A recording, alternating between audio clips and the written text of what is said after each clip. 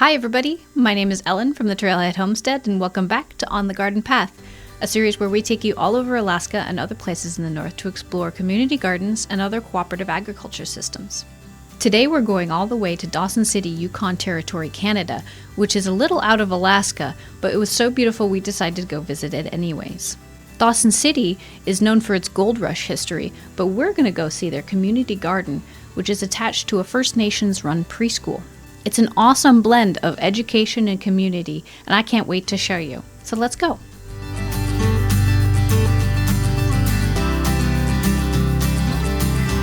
Hi everybody, welcome back to our series on the Garden Path. We have with us today Paul Robitaille, and we are a little bit outside of our norm. We're stepping outside of Alaska for today's episode. We went all the way to Dawson City in Yukon Territory, Canada. Just so people know, throughout this interview we do have some construction going on down the road, so there may be some noise and some vehicles passing by, but we'll do our best to keep the audio clean so you can hear us. Can you tell us a little bit about what your role is in organizing this community garden? For sure. So I am the Parks and Rec manager for the City of Dawson, and the City of Dawson manages the community garden that we have here in Dawson City. And so my role is to really oversee all of our parks, green spaces, our sports facilities, those types of things, and one of which is the community garden. We do have a community garden coordinator that we hire on a seasonal basis every summer, and so I'm their supervisor, but I oversee all green spaces, of which the community garden is one.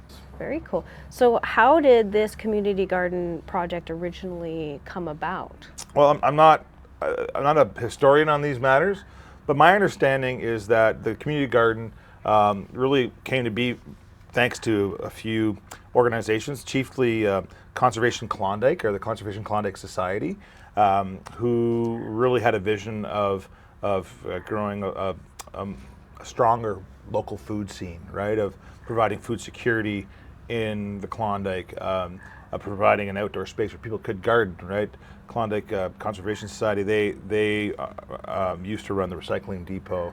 They took on initiatives like running a bike library, that sort of thing. And so Katie English, who was really one of the strong personalities at that organization, undertook putting this space in, right?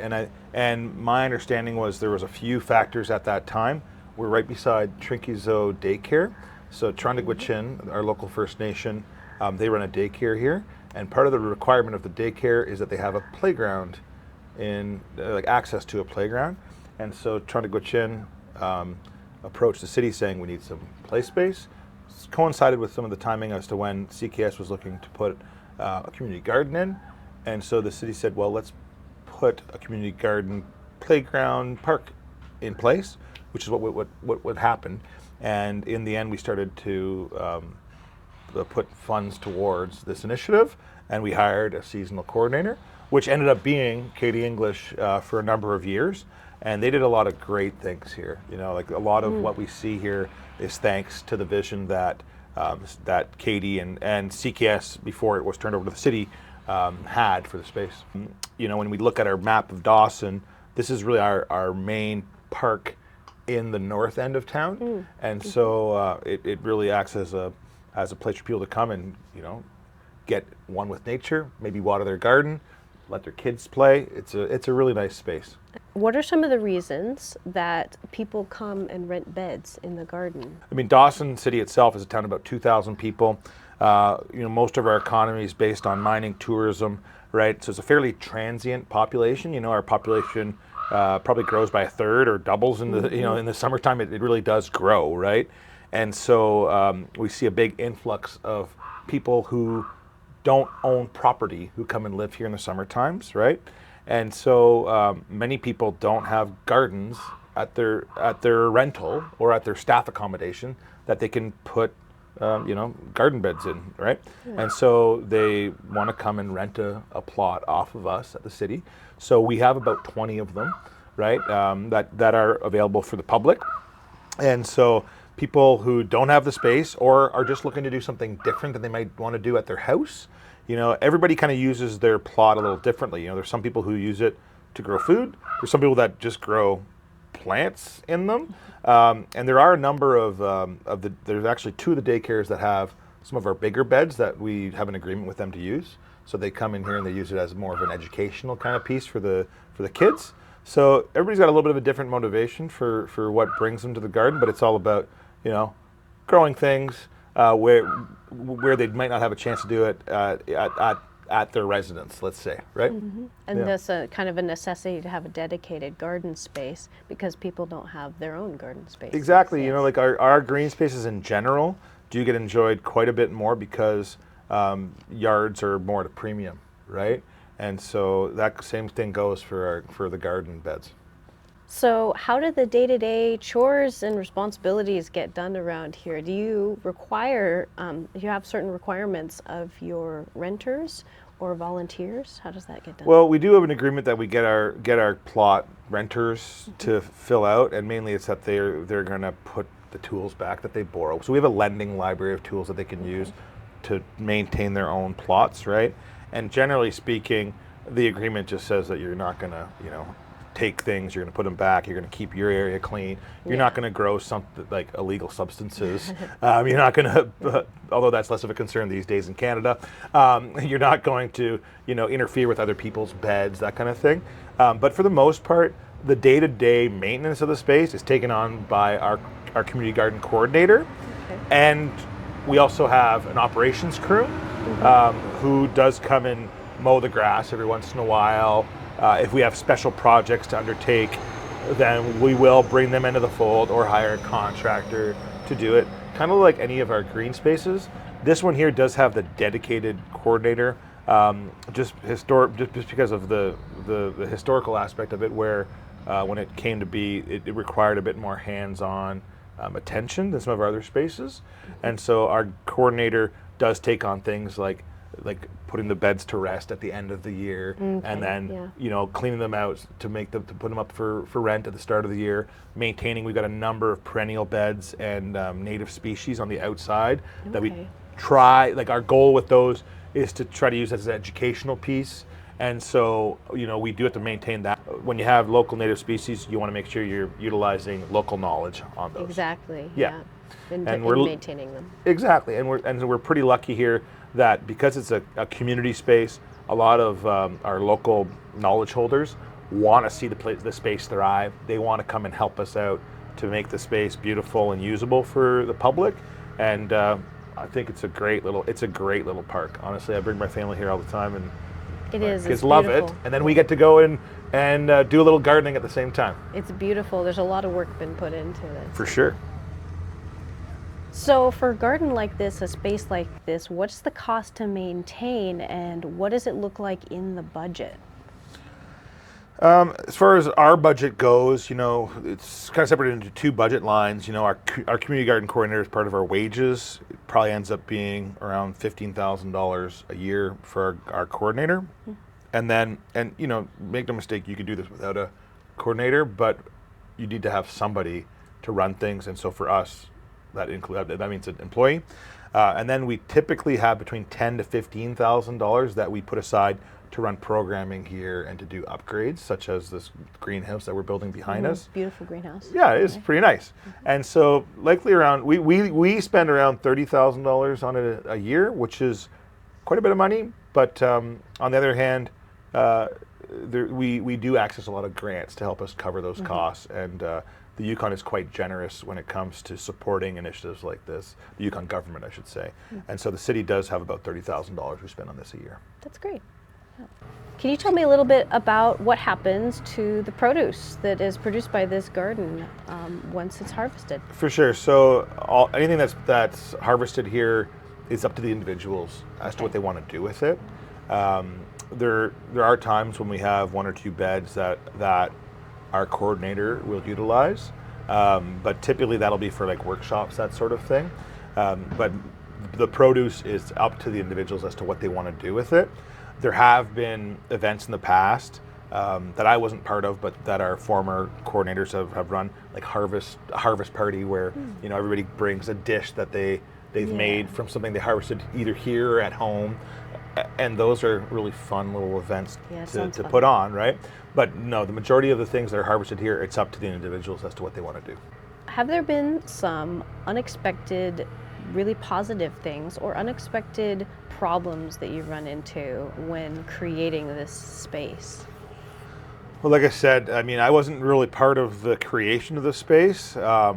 During my time, definitely some of the challenges we have is that obviously when you have 20 different plot holders, they have different visions as to how they want the garden to run, and so making sure that what you're doing meets the expectations of the plot holders, and not only the plot holders but the neighboring community.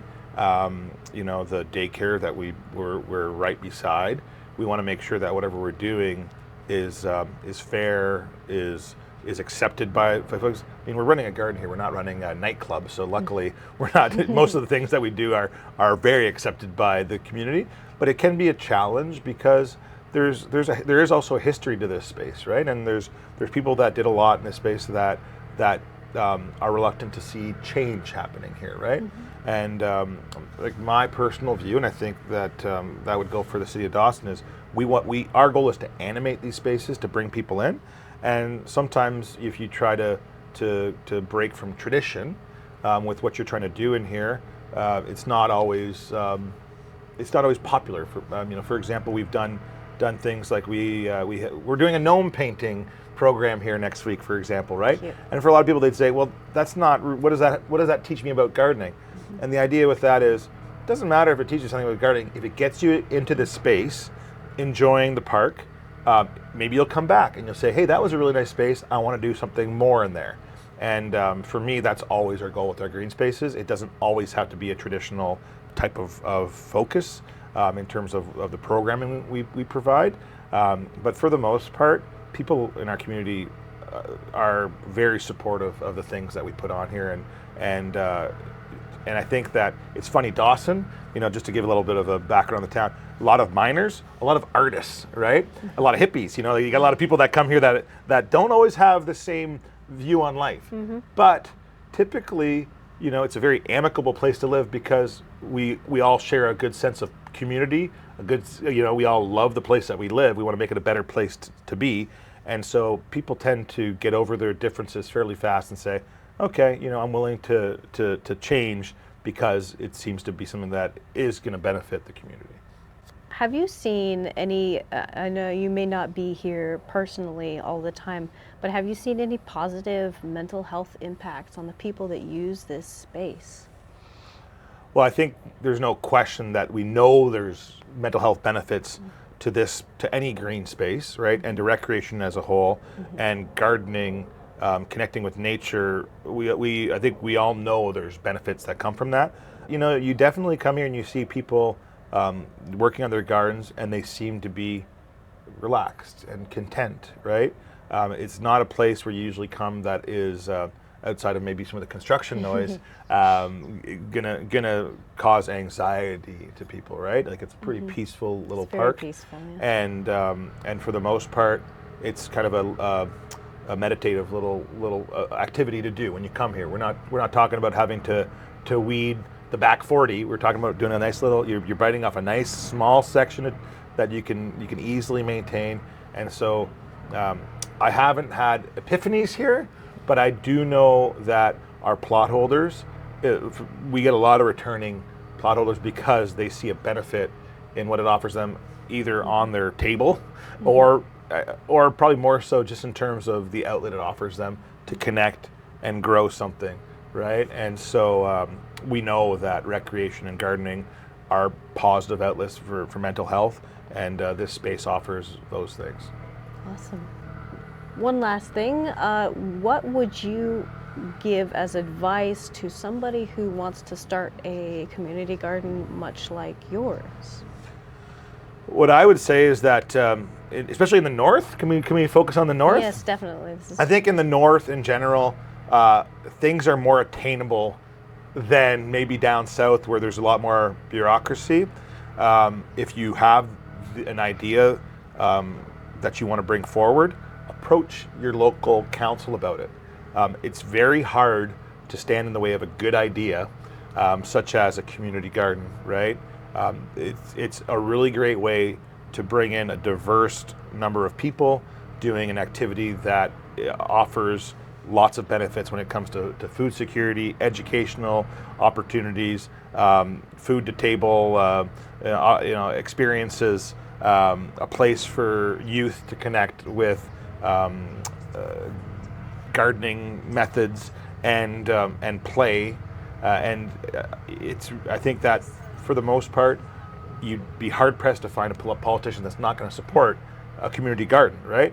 If you live in a community where there isn't one, go talk to your local Parks and Rec manager, go talk to your local councillor and say, hey, we'd like to do this.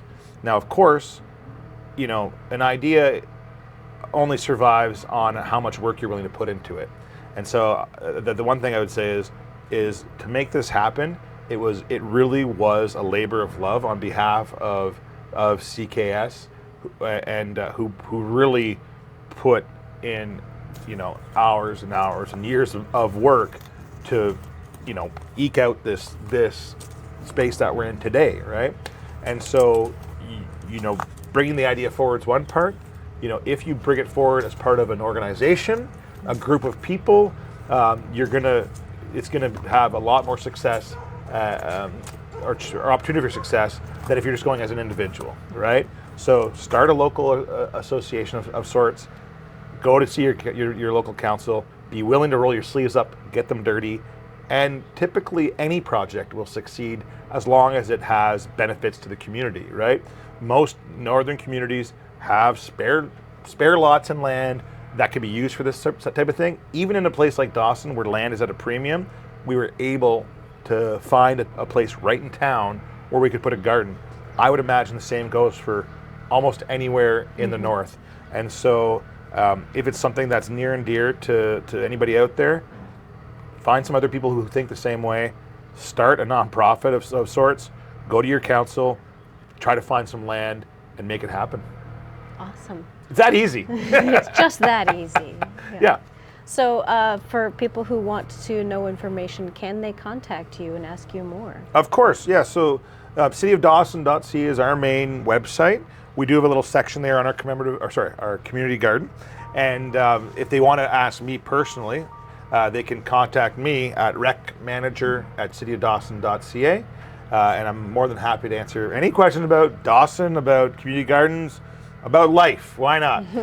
Well, thank you so much for joining us. I know it was a little bit last minute, but I am so happy that you could join us in the garden today. It's my pleasure. And we'll see you again soon, we hope, and we hope you'll come and visit our little farm. Yeah, we'll rent some exchange. We'll rent you a plot next year. Absolutely. And then we'll put you up in the tent in the corner here. Absolutely. Thank you so much, Paul. Yeah, it's my pleasure, Ellen. Yeah, thanks.